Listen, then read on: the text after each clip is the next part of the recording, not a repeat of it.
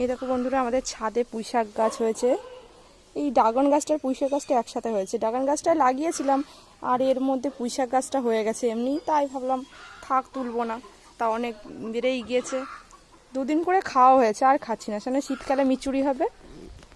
এই সাইডটা করে মেঘ করেছে, মনে হচ্ছে আবার বৃষ্টি হয়েছে। আর প্রতিদিন আর বৃষ্টি ভালো লাগে না, সমানে কদিন ধরে বৃষ্টি হয়ে যাচ্ছে। হ্যাঁ, এইগুলো দিয়ে মাছের ঝোল কর, আমি গাছ থেকে তুলে আনলাম।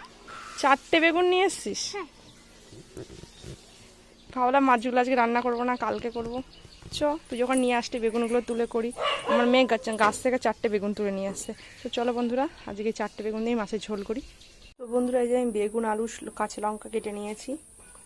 আর এই যে মাছ ও হলুদ লবণ মাখিয়ে নিয়েছি। এবার আমি কড়াইয়ে একটু জিরে আর একটু শুকনো লঙ্কা খালি কড়াইয়ে ভেজে নেওয়ার জন্য দিয়ে দেবো। এটাকে ভালো করে গরম করে ভেজে নেব।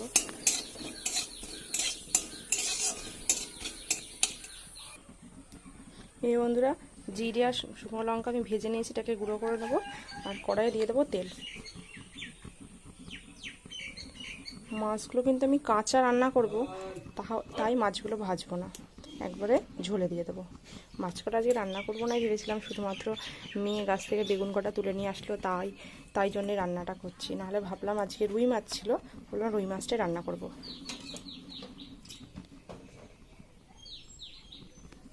তো তেল গরম হয়ে গেছে, এবার আমি দিয়ে দেবো এর মধ্যে জিরে।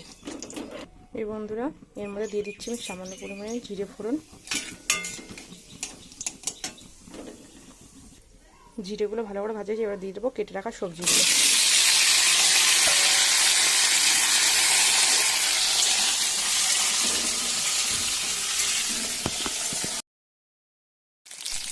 এই যে বন্ধুরা, এবার দিয়ে দিচ্ছি এর মধ্যে লবণ, এবার দিয়ে দিচ্ছি হলুদ।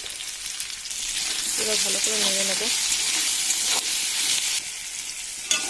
তো বন্ধুরা, ভালো করে ভাজা হয়ে গেছে আলু আর বেগুন। এবার দিয়ে দেবো এর মধ্যে জল, দিয়ে দিচ্ছি এর মধ্যে সামান্য পরিমাণ জল।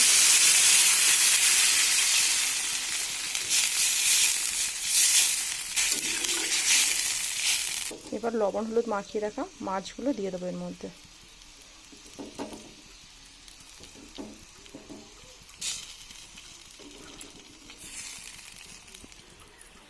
এবার এটাকে ঢাকা দিয়ে দেবো।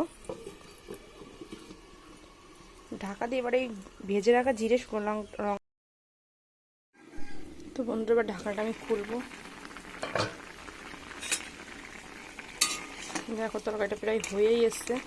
জানো তো বন্ধুরা, এই ইলিশ মাছ না ভেজে দেওয়ার থেকে কাঁচা মাছের টেস্টই আলাদা হয়। ওই জন্য আমি বেশিরভাগই কাঁচা করি। আর যখন ভাজা টাজা খাই, মেয়ের জন্য আমি ভেজে দিই 1 পিস।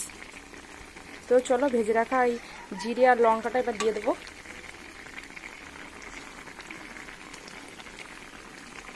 ঝালটা একটু অল্পই দিয়েছি, যেহেতু মেয়ে খাবে।